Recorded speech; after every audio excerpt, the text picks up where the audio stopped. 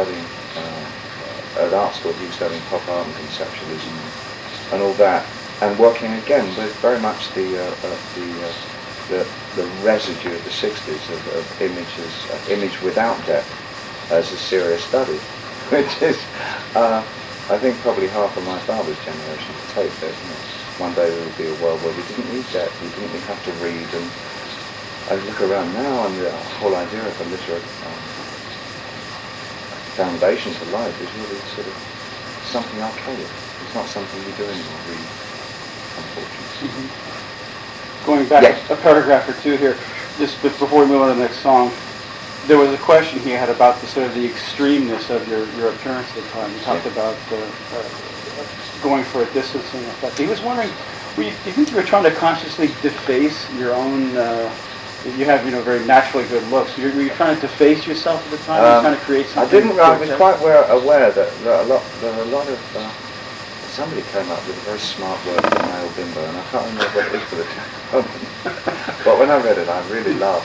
I think there was some. I did.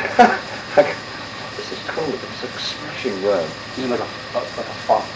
No. It was an allusion to bimbo, but it was a brainless. Yes, and it rhymed with bimbo. Was it a bimbo? No, I can't remember. It was very funny anyway. I was a bit worried about being seen as a blonde bombshell. I think that was a little bit. I see. Okay, we're going for I was a closet intellectual. And I sort of I'd seen too many David Cassidy type situations. Not David himself, because he happened after all that. But I didn't really want to do that. I always wanted to be an artist with a huge A.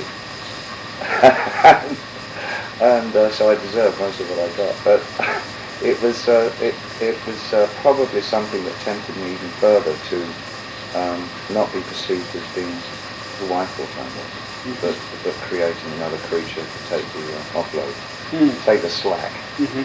Yeah. Actually, there was one other thing I almost missed here. And I guess the danger of this question, which I will ask in a second here, is that it focuses on but one element, and therefore may miss the entire picture. But there seemed to be an element of like almost insanity depicted within this Will Ziggy. I think that's a cliche that probably was derived from the fact that somebody wrote a book on my brothers and stuff. Exactly. That's what came into it. You think you felt this sort of inbred insanity taking over. Yeah. You wanted to distance yourself from it by making part of your alter ego. Who knows? I mean, it's a postulation that I can see the validity of to a certain extent. I'm not really sure how much of that's true or not. I mean, I can never recapture my thought process of that period. And I did know there was a period when I was fairly worried for my own. A lot of my family were messed up in that way. There was a lot of strangers in my family. And I think probably it part of that was in it somewhere, yeah. But it wasn't a prime mover. I mean, it wasn't a prime function. I first and foremost wanted to change rock. I mean, that very much was my priority. Why I wanted to change rock, whether the other stuff came into pushing me into being an artist in the first place, I don't know. It seemed a good way of keeping out of society. You don't have to really relate to people at a more pedestrian kind of level. You don't have to go through the dangers of having a regulated job and regulated conversation that requires that you stay within certain socially acceptable parameters and all that.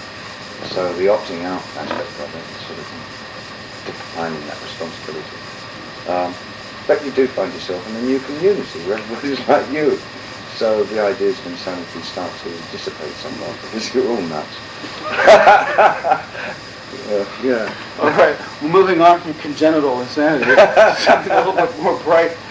Young American. There is some brightness on this horizon. There is. Young American Fame, which is our next selection. What pointed you in the direction of America and soul and R&B? Well, I think nearly all my inspiration for music from the beginning. The visual looks came very much from Europe. Theatre sense came from Europe and the East. Definitely there was an Asian thing in my mind. And very much, I was kind of rooted, as I said earlier, in sort of various French and German kind of theatre ideas. But I think musically, there's no doubt about it, like all of us in Britain at that time, we were totally enthralled and under the spell of American music. And there were very few other influences in what I was writing musically at that time. Other elements didn't come into it until probably mid to late 70s. And my first real dose of black American music was when I first came to America in 73. Around 73, 74, I just hung out with it and at it, and because of it. And I just spent as much time as I could listening to black American music, whether it was through the introduction of a new friend of mine in America called Carlos Alomar, who subsequently became a guitar player for many years. He'd take me off to the Apollo and show me off, and I was kind of I guess I was token clown or something. Bright red hair. It's one of the major reasons why I got away with it. It's sort of extraordinary clothes, and I became kind of a bit of a fixture there. I mean, I'd go all the time and see all the shows. And then I found Philadelphia and found the Philadelphia side, which was sort of Gamble and Huff and that kind of the OJs. And I just completely fell under its spell. That really was the motivation for doing the Young Americans album. And I was very fortunate to, at the time, be working with people like Luther Vandross and Dave Sandler on the saxophone, who were all within my band at that time. I had the most extraordinary band at that time. Why physically did you end up in America? What? Because it was the musical source. I mean, that really was. I mean, that was where it all came from. But can you maybe break it down more to mechanics? I mean, you had been living in England. Yeah, I got out of England in '74. I mean, England eats its young, and I think rather than be eaten, I wanted to go for a little longer, and America just seemed to be an endless horizon of invention and influence, and my favourite writers actually came out of America, from Kerouac to Burroughs and Ferlinghetti and Corso and all those people. I had a big beat dream in my mind, you know. That really was the touchstone for me, you know. There's no way I was not going to be there and get some. Mm-hmm. Was there any event that happened to you in England? No, there was the turning point saying, I got to get out of here now. No. There wasn't anything. The turning point was getting to America and saying, I want to stay here. Is that right? Yeah. You didn't feel alienated when you arrived on American shores? No, not at all. So it sounds like the I loved it. I loved it. Absolutely soaked it. I couldn't get enough of it. 24 hours a day. But you ended up burning out on it, though. Oh, yeah. What burned you out? Well, I guess I went under the colossal drug experience at the time, and I became furiously addicted to drugs. Mm-hmm. And that really sort of put pay to the rest of my put paid to most of my memory the rest of the 70s until I got back to Europe again. I see. Before we get on to the Europe, the one last thing about the Young Americans days, what was memorable about the collaboration with John Lennon,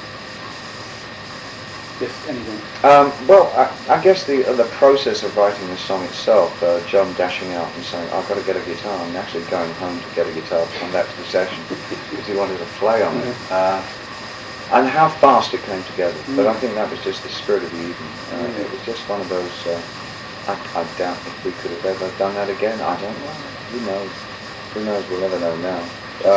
But at the time it was a brilliant, bright, spectacular evening. Just great fun and fun. And, I enjoyed his company very much. I missed him an awful lot. I found him so incredibly articulate, without any bullshit. Very, very fun. And one of the keenest minds I've actually met. And I really valued my relationship with him tremendously. Did he seek you out, or did you seek him out? I seeked him out. You arrived at his front door. Well, he was my favourite Beatle. You know, we all had one, and John, I just thought was always magnificent. I enjoyed the way that he pushed the envelope all the time. He would just never give in to just crass commercialism. He just really went for things that were seemingly exotic and rather stupid, probably. But for me, I just thought that guy really knows what it is to kind of just to push the envelope as far as you can, experiment and all that. And he was a great role model in that way for me. I mean, he was the guy that I thought, that's how I want to do it. He had a